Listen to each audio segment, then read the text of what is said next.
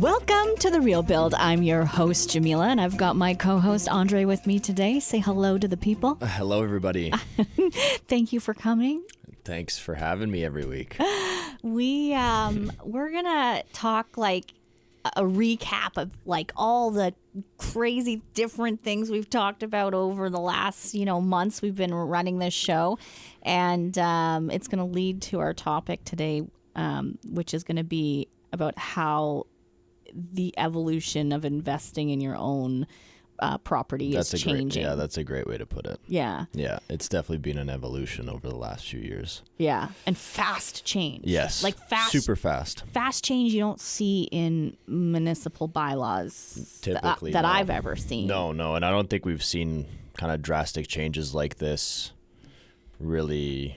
I don't think I've seen them in my lifetime. No, the closest relation to it is like you'd have a master plan community which has this power to, upzone things and have different flexibilities, but across entire municipalities, we've never seen something like that. Yeah, and there's so much going on right now in the land of like money and world and land and investment and security and not so secure, and what do you do now? And people still have to live all stages of life. That's right. And so we've done some shows. We've done quite a bit on the rezoning of the single family home. Yes. Yeah. Yeah. So just a quick recap on that. BC government essentially came in and said every municipality over 5,000 people, you have to figure out a way within your zoning bylaws to allow 4 to 6 units to be created and to be built on every single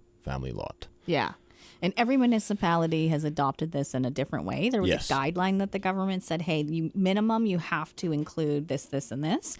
But then it's up to your municipal office to decide the rest. That's right. And they gave them a date.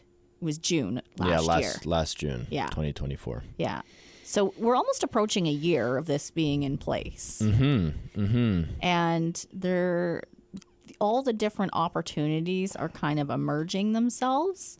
I would agree. I wouldn't say that there's been a lot built in regards to this new zoning changes and legislations, but people are definitely planning. Well, these projects take a year to plan. Yeah, exactly. Yeah. Exactly. And the thing with real estate, like we've had different shows on real estate investing and like choosing to put your money into real estate investment, whether it is to have rental properties that, other people are paying off. Essentially, other people are putting money in your RSP for you, or creating product for sale. And we also had Julie on a few weeks ago, who runs the Okanagan Real Estate Investment Group, which we got to go and present. That was a great meeting. Oh my gosh!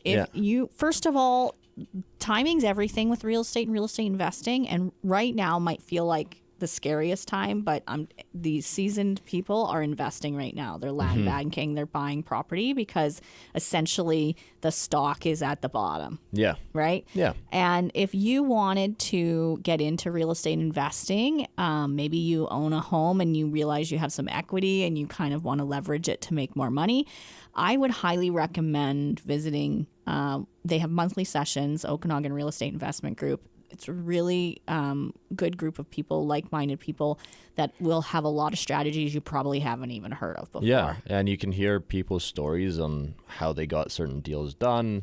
You can get tips from different people, like tons of useful information and knowledge within that group of people. And so also, like, when bring it back to construction and building, we've done some shows on, BC building code, energy efficiency, and how much that is driving the cost of construction and planning. Huge changes, yeah. Planning and construction. Planning's the big one because you really have to integrate that step code requirement into your design. And it can sometimes catch architects or draftspeople off guard because, something that you've designed for the aesthetics of it doesn't necessarily work or is really hard to get that energy efficiency that you're looking for. So there's a lot of change and it's really, really fast. Well, and you may have come to BC from another province. You may have built in another province before. It is much more complicated in BC. One, BC has the most, let's say, detailed building code in the country out of all the provinces. Yes. Yeah. And as well, they layer that with implementing the energy step code, which is a 5-step system. They've moved us to step 3, and step 5 will be by 2030. So Yep. the detail that is needed in the building code and the minute things that you can do in your design stage to reduce construction costs is all over the build, everywhere, in Yeah. every nook and corner and cranny. That's right. And one thing I could not stress enough, I know it feels more natural to get your plans designed and then go and shop for a builder and have them give you I mean, pricing. that's the traditional way, right? Yeah. Yeah. But what happens there is like, one, to really price a home, to really tender it out to all of your trades. We talked about another show, over 26 different categories within a building budget. Yep. A lot of time and a lot of work. So if you don't have the job, people are reluctant to do that. And so you get estimates, allowances. They give you an estimate. Yep. And people may not understand the difference between an estimate and like an actual tendered project. And no fault on anyone. It's just how that process And is. it's how it's been for 50, 75 years. Like that's just how it was. You got a design and then you went and you talked to 3 different builders and each one gave you a different quote. And then you took the one that was best suited for you. Yeah. Normally driven by price at that stage. Yeah. Which typically bit people in the butt. Yeah. Yeah. Yeah. But nowadays it's really important to price the project out because there could be areas that you don't really think about, but that energy code aspect of it is going to bite you in the butt. Well, one step further than that is if you're starting designing and you don't have your builder in the room, you're going to lose money. There's going to be things that happen in that design that are going to cost you more money than choosing to trust a builder to work with you on the project from the very beginning before you can even come up with estimates or pricing. Definitely. That would be the biggest thing I recommend. Also because they come with all of the engineers, the energy advisors, the structural engineer, all these people that we need involved in single family home construction these days, never mind fourplexes or duplexes and that kind of stuff. So if you don't have someone that has the mindset of that stage in the room while you're designing, you're going to spend extra money. Yeah. And this is most prevalent kind of on your infill projects and your rebuild projects. If you're going into like into a community, into a master plan community where they have preferred builders and stuff, in those situations, the plans are kind of already thought about. The builders that are there are the ones that you have to use them, but they're also prepared to just create a product for that master planned community. That's a great point. Because chances are they've already built that home and you're going to change the roof line. Yeah, you're going to change some walls here and there. Cosmetic stuff. That's totally different. Yeah. But when you're starting a build kind of from ground zero in an infill lot, that's really, really when you have to know what you're doing and have a team with you from the beginning that can help you navigate all of these code changes, all of these requirements. Well, and it's a multifamily build. We did a great show on like fire separation, right? And the effects of fires in BC. And so now you're doing a multifamily build. You need to think about sound transfer. You need to think about smell transfer. Yes. You need to think about fire separation, life and safety, all within a small footprint with no stage area, right? You're building this in the front yard, backyard, or on an inner city lot. It's a little different thought process that goes into it. So just to wrap that back around, you want to pick the team up front before you start designing, which includes having your builder involved to help you save money, even though they can't give you a quote yet. Yeah. Yeah. Yeah, and it'll take the right builder to kind of want to put up that upfront work. Yeah. Because it is a lot of upfront work. Like to quote plans that you don't necessarily have the contract to build, you're kind of you're in a vulnerable position because that homeowner might not want to do the build after that. But yeah, that's a really good point. We got to take a break here, but when we come back, we are going to talk more about infill investment and investing in your own land. You've got your own land bank and what that could look like right now and how that can be a smart decision. Stay tuned. Welcome back to The Real Build. I'm your host, Jamila. We got my co-host, Andre, with us today. Hello. Hello. We are recapping on all the different topics we've talked on the show over the last year. We're kind of going to bring them all together today. Yeah. The reason why is, we've talked about infill development and the rezoning and the opportunities those have created for people.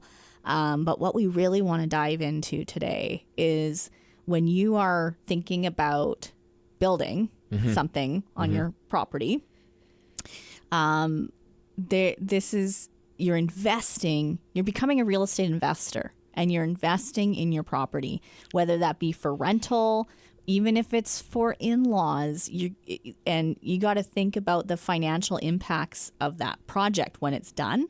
Yes. And so it's so important that in the beginning stages to not just come up with the concepts and the ideas, but the business plan that supports that project once it's all said and done. Yes. So you've got control if you have a home and it's being part of this rezone that's happened. Mm-hmm. You're sitting on a huge asset. Mm-hmm. And so you have to make sure that you are utilizing that asset and able to kind of build that asset into something that suits your needs, but is also kind of financially responsible, and that you're doing something good for your financial position in the long term. Mm-hmm. Mm-hmm. I think people may not. One of the questions marks is like, how do I pay for this thing? Mm-hmm. Like, where does the money come from? How do I pay? Especially right now. I mean, people can make really good incomes and still feel quite broke in this economy. Yeah. 100%. 100%. So, how does this even happen?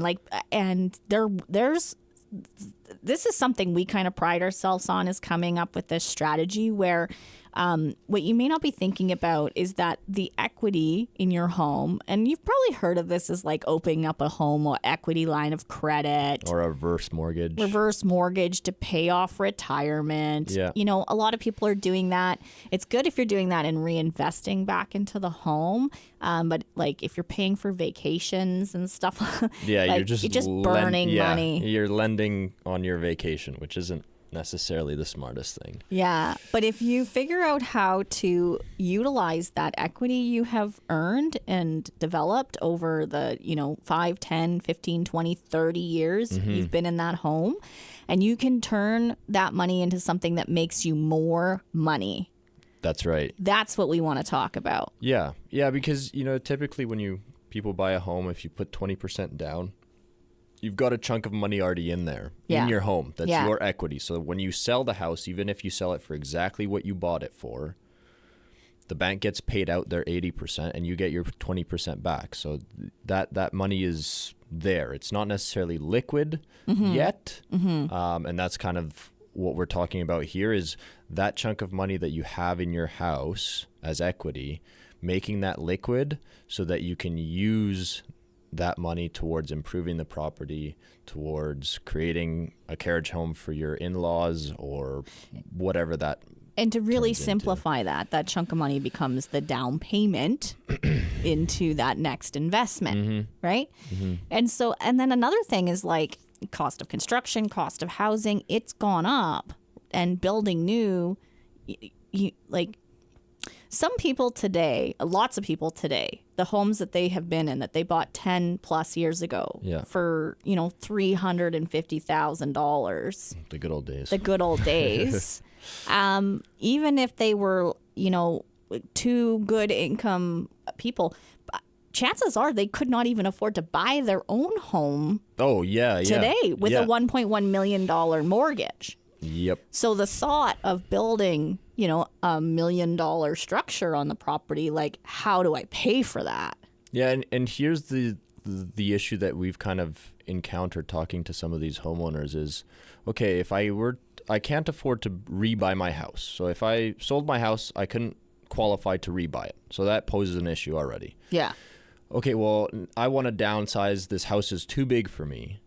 But if I sell, I'm basically putting all my money into a condo or a townhouse. With nothing left over. With nothing really left over. And so that's really the pain point that we're seeing. You used to be able to sell your home, downsize, put a few $100,000 in the bank, you know, do some traveling, maybe buy a trailer lot on a beach in Mexico. Well, a lot of you people know? would be set up for retirement doing that strategy, right? Like, That's what they told us. You sell your $600,000, $700,000 house back then. Yeah. You bought a $200,000 condo. You got $500,000 for retirement. If you invest that wisely, sail off into the sunset. But that doesn't really exist anymore, and it's primarily because land's gone up in price, but also building cost is astronomically higher than it was back then. Yeah.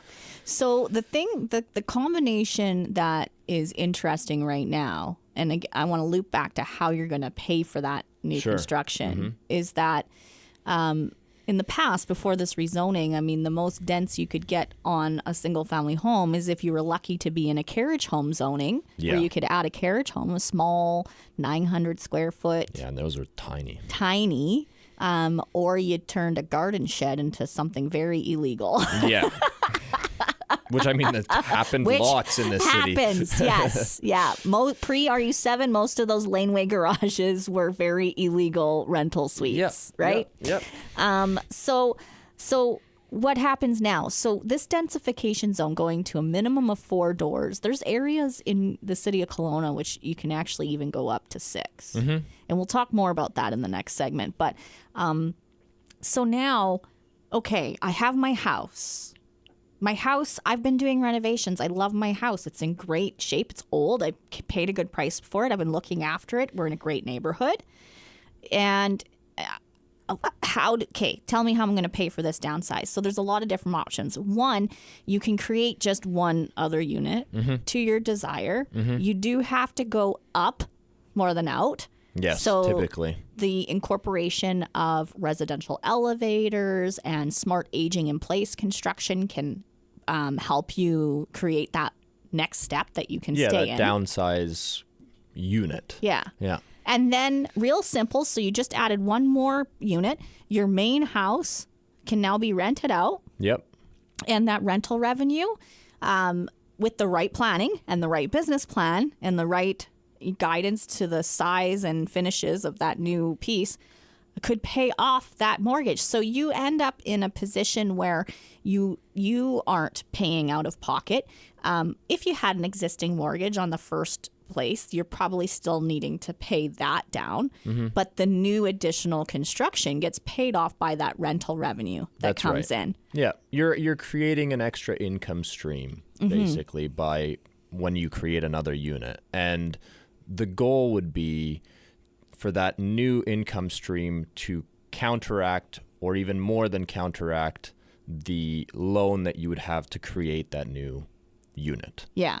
And so that's just simple with 2 units. Yeah. And you can go up to 4. Yeah. So you could consider adding other, smaller units or larger units to the property. We'll talk more about, the right product to look at right now with the landscape of the Okanagan.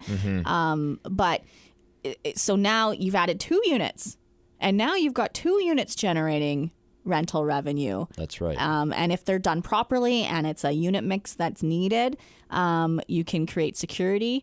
But also you now have units to rent on your primary residence. Yes. And which means based on the current rules, and again, this might change, but based on the current rules, on your primary residence, you can do Airbnb.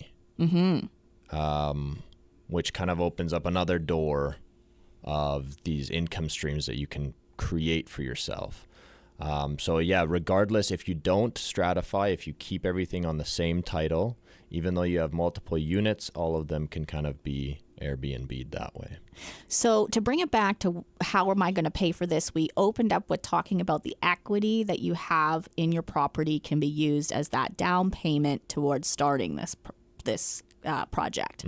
Then based on the business plan you come up with the rental revenue or potential resale price of one of these units, that is the business plan the bank is going to look at to approve the construction financing. That's right.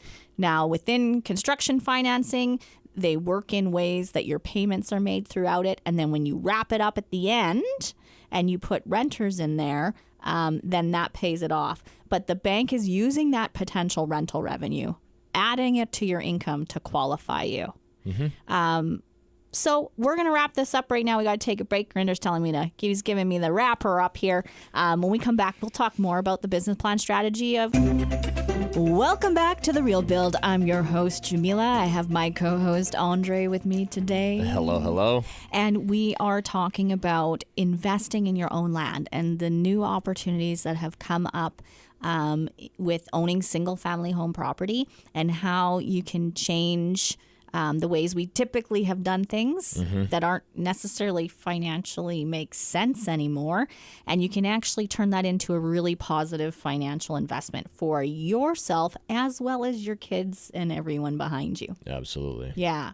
So we were chatting about like how it all gets paid for. I just want to kind of sum it up is that you may not have a lot of liquid cash. It might be all tied up in like tax-free investment accounts that are locked in, and there are ways to take loans against that stuff with the right broker that knows how to put your finances together. But what we're talking about is like using the equity that you have created in your home, which a lot of places, banks, lenders will use up to 80% of the value there.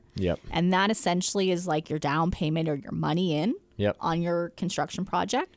And then creating the business plan that shows the bank the extra finances that's going to pay for the additional construction costs. So the additional rental revenue that's coming in, they will also use up to 80%. Some are 60, some are 50. There's all different percentages, but they'll use that future rental income, and they will add that to your income to create the qualification for the end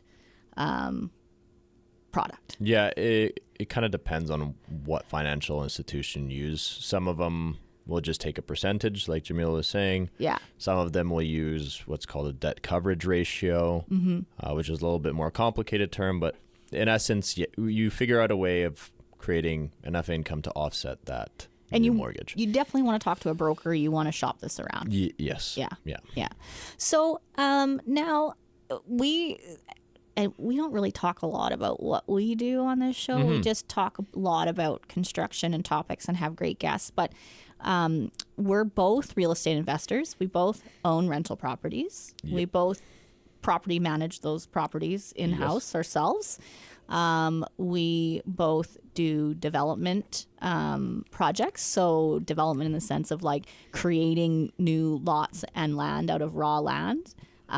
We've worked on anything from like huge single family home lot subdivisions, taking a dirt pile, designing out the road systems. We've done a lot of infill projects where you take down one house and need to create the infrastructure for four places. We just finished a 28-unit condo building in the Kelowna area on Pacific Avenue. Still some for sale. The Rydell, check it out. Little drop there. Sorry. We selling product at the end. We've kind of touched basically construction and development from start to finish. I don't think there's one area that we haven't really done ourselves. Sometimes we find the right people and the right teams to take over certain aspects, but we always try it ourselves first. we're a licensed builder. Yeah. So we just have a lot of knowledge right across the board from beginning to end, and we really enjoy and specialize in this infill development area. We've been working in this area for almost a decade now, and so that's why we try and talk about all of the different aspects of this in a knowledgeable way, because there is a lot to it. And one thing that we are working on right now with the public is that there is this opportunity. There is this rezoning. This is an area we specialize in. So there's a lot of opportunity for us and a lot of opportunity for us to help people. Yes. So we're out there in the public right now doing free, we call them free consultations, but it's really evolved into helping create a business plan, this business plan we're talking about. Yeah. And so we've been meeting with different homeowners and talking to them about what their thoughts are, what their vision is, what their challenges are. And it's really interesting to hear what people are, worried about, what they want to plan for. Yeah, everybody has different needs. Yeah. And what we're trying to do is create a scenario where you can build. So let's take an example. We had somebody that approached us that wanted to build kind of a carriage house or a unit on their property for family or friends that were coming from out of town. Yes. In-laws. In-laws. Yeah. And so we came to the property, we took a look at it, understood what they wanted to achieve, and we're able to create a business plan so that they can have that in-law suite that they're looking for.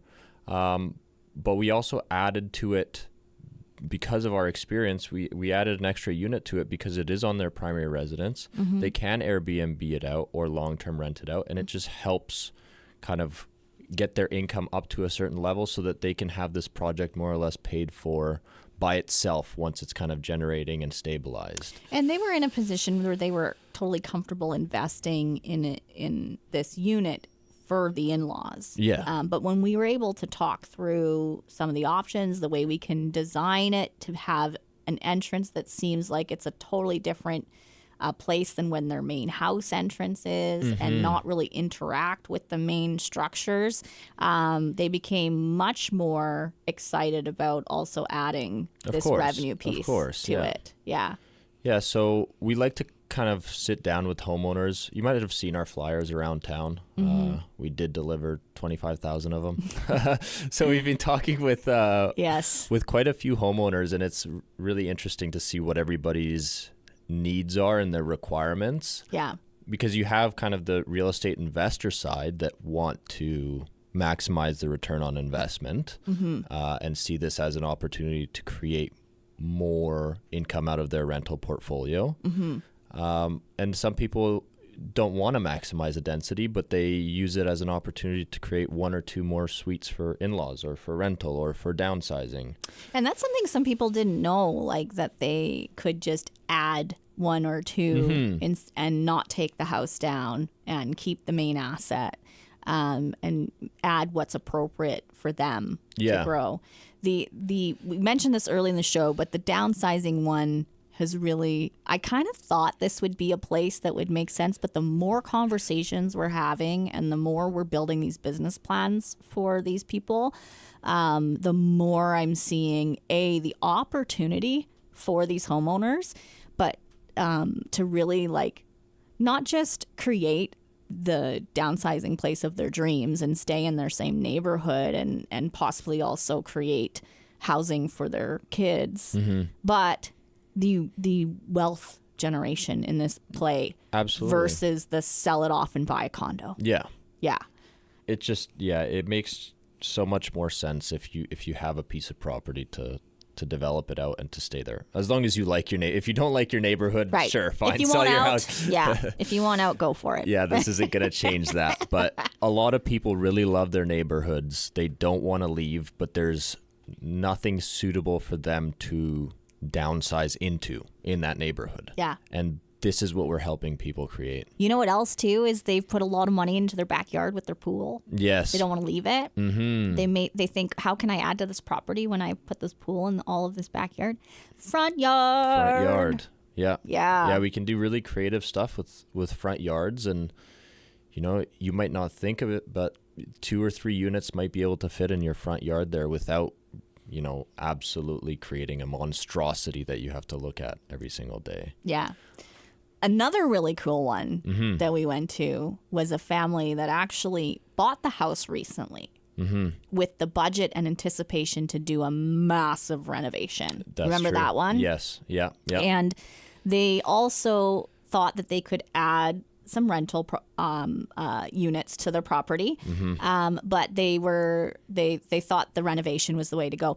After chatting with them, the older homes, I mean, they have 8-foot ceilings, right? Yeah, There's only so much you can do with ceiling height. Yeah. The and other- especially if you don't have like ducted AC and heating, Exactly. then that Baseboard becomes heat. a problem. Yeah. Yeah. And so we chatted with them, and we're working on a business plan where, okay, say instead of just 1 extra unit, there's 2 extra units. And then that increases your rental revenue to increase your renovation budget to where you can now build a new home. Yeah. Take that home down. Yeah. And start over. Now, this works in certain situations depending on what your expectations for that new home is, obviously. But this was something that is making sense for this family. So there's just so many options out there, and we've been in this space for a while, and we are Tetris masters. Yeah. is what I call us. We end up saying that to a lot of people. But we love coming up and creating these different options for people to make these dreams financially feasible. Stay tuned. We'll be right back, and we're going to talk more about how you can redevelop your backyard or front yard or the whole thing. Welcome back to The Real Build. I'm your host, Jamila. Our co-host, Andre, is with us today. Hello. Oh, the radio voice. We went out and did a presentation at the Okanagan Real Estate Group this past week or so, and I actually had a cough. Yeah. And that was Andre loves coming on the show because we're in a room and we're looking over at our producer, Gurinder, and that's it. Not so much public speaking, but I said to him about a half an hour before we went, I said, you're going to have to come on stage with me because if I start coughing like crazy, you're going to have to take over. And he's like, what? It turned out really good though. Yes. Turned out great. Yeah. We had a great presentation. I think sparked a lot of ideas. And really good mindset group of investors in that group. Yeah. Okay, so let's get back into you becoming your own investor in your land. And one thing that goes on when land gets densified or you get the ability to add more, everyone is so hyper focused and maxing out density, right? Max. And the thing is, you need to, one, pull back and think about the business plan. What is in the community right now? What is needed in the community right now? Let's face it, there's no hiding the fact that Kelowna did not slap up a lot of condo buildings. A lot. And a lot of purpose-built rental buildings. From CMHC funding. Yeah. All around the mall, all around Costco area. Yeah. Lots of 1 and 2 bedroom units. Tons of 1 and 2 bedroom units. I actually did a builder's breakfast a few days ago, sat with some builders that work for a company that's built quite a few of these, said they have 50% vacancy on the building. I believe it. Can you imagine that? So, I mean, creating more of that product is not what we're recommending people to do. No. 3-bedroom units is what people are 3 bedrooms. So asking for. A lot of the time, the 3-bedroom units all get leased up pretty quickly. Yeah. And there's just such a huge demand for 3-bedroom units because we haven't really had 3-bedroom units in the past that weren't a single family house. Yeah, there's been a few townhome projects. There have been a few, not a ton. But yeah, like before the RU7 zone, I feel like Kelowna didn't really understand the whole townhome concept. Well, and our land was- wasn't that expensive. No, we it could wasn't just that do expensive. single-family Exactly. home lots. It didn't make sense to make townhomes. Yeah. It didn't make any sense. If you're making a ground-oriented development or a ground-oriented unit, you might as well just do it a single-family house. And I love that you said ground-oriented unit, because one of this over saturation of these 2-bedroom condos is that you're coming off the ground, up an elevator into a hallway. And so the desire to pull your car into your place and get out of in your garage and walk through the door to your front entranceway and up into your own home, there is a lack of inventory for that space. Yeah. That's the piece of the puzzle that hasn't been serviced by all of these rental buildings that are coming up. The other thing about the Kelowna market specifically is that I don't know how many years ago, but we're just shy of a decade, Kelowna stopped getting their unit mix from single-family homes. So they stopped allowing the development of single-family home lots. That's right. So right now, there's no more Wildens coming. There's no more McKinleys coming. There's no more Black Mountains coming. Yeah.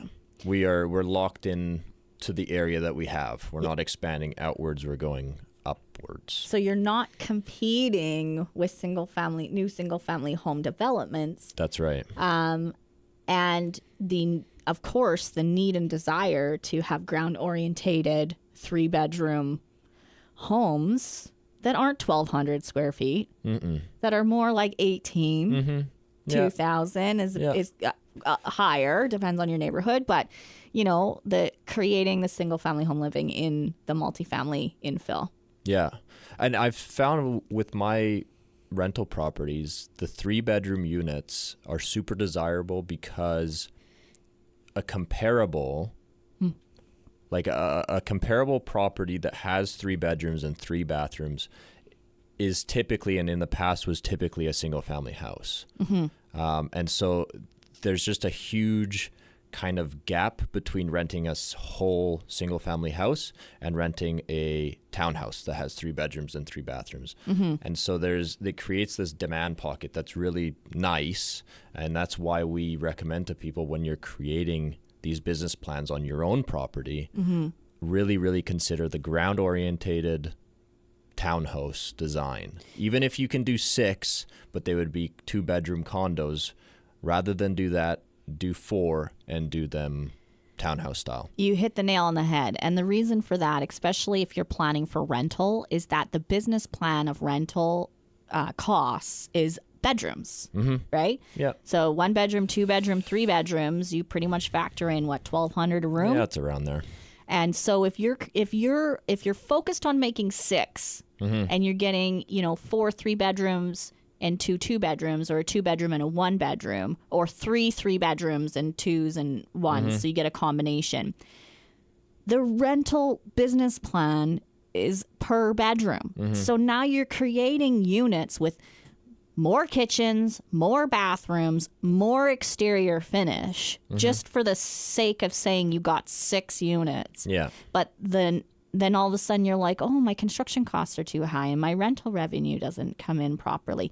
And I'm there's developers I'm talking to that have sent me plans and been like, why doesn't this work? And it's like, well, you should just have 4 3-bedroom units on here. Yeah, absolutely. Maxing out density is not the play with these infills. Not right now. Right now. And in the past, maxing out density worked and made sense because of economies of scale, efficiencies when you build multiple units. On the resale, you can always you make a little bit more on every single unit, kind of percentage wise, and so that's why everybody went for max density.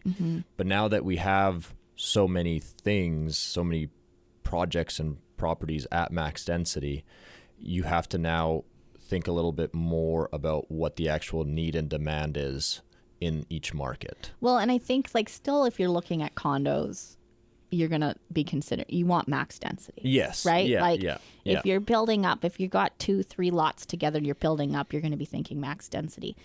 But if you, lifestyle too. Yeah. But if you're looking at, your lot, your single family home lot, think about, especially if you're going to stay living there, How is the space going to flow? Who am I going to be living with? And again, there's a lot of techniques for privacy and sound separation and how you create that. But also, and revenue. You know, where's the revenue going to come in to pay for this? Yeah. And do I need 6 units to pay for this? Or can I pay for my vision with 2 more units? Exactly. And it's manageable. Yeah. Right? Yeah. Yeah, you really want to build and design something that suits you first and foremost. Yeah. If you're living there. Yeah. Because you don't want to, 5 years down the road, hate where you're living and then want to move anyways. Right? Yeah, totally. Well, we've been having a lot of fun out there with families, and if you want to hear some of our past shows, we do have the YouTube channel, The Real Build, where we post all of our shows. We also have them all posted on our website at VLS Developments. If you're interested in us coming out and talking to you about what a potential business plan could be for you, you can find us at vlsdevelopments.com. You can text into the show. Gurinder, what's that number? That is 250-862-2525. Standard rates do apply. They make me say that. So text in. We'd love to chat with you and see what the opportunities are. Anyway, thanks for listening today. That was a great show. Topic we love to talk about. Absolutely and join us next week.